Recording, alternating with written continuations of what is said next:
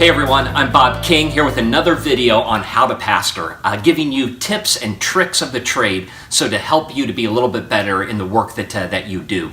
We're finishing up a series on how to do a funeral, and in today's video I want to talk a little bit about the day of the funeral. And these items have no logical order or logical sequence to them, but just some things that I've learned over the years. So let me just randomly toss them out your direction. First of all, always work closely with the funeral home. You'll definitely want to be in contact with the funeral director to know when they're going to arrive, how many flowers they're bringing, if they're bringing easels for pictures or anything that they might be providing. This is especially important if the funeral is being hosted at your church. If it's being hosted at the funeral home, you'll still want to be in touch with them, figuring out times to arrive and items like that. But being in touch with the funeral director is an important piece for the day of the funeral.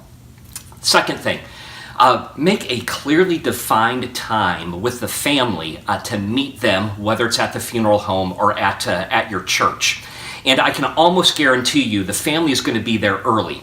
In every instance where I've met the family at the church or at a funeral home, they've always arrived early.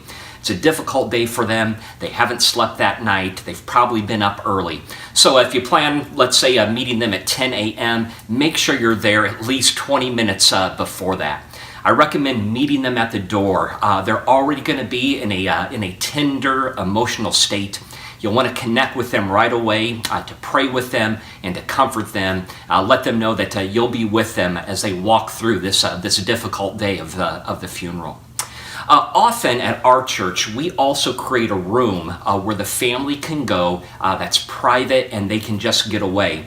Our church will often host a viewing where the family is involved in a viewing, and it's especially important if there's a viewing going on to have a room where the family can just get away. We provide snacks in there, some drinks, and it's also a place to go and circle up with the family prior to going out for the funeral service. And often what I do during that time in circling up is, again, just praying with the family. There's often people participating in the service who I haven't met yet. So that's a great opportunity to meet Uncle Billy who's reading a poem or someone who's doing a scripture reading. But it just allows me to put a name with a face and for them to do the same. During that time also, I just provide comfort for the entire family. Thank them for allowing me to be part of this challenging day for them. Also, something kind of important for the day of the funeral also is the placement of the casket. This is an often overlooked thing, but I think one of the worst places for a casket to be placed is in the front and center of the auditorium or the chapel that you're using.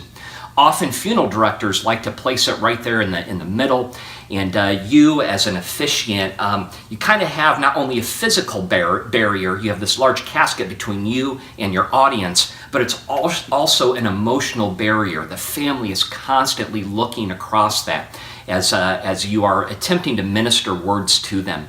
So if I were you, I would recommend to find a place where the casket can be put just a little bit to the side, off to either the right or the left, and for you to kind of have a clear pathway emotionally and physically to be able to connect and have contact with the family. Let me go back to that circle up time with the family.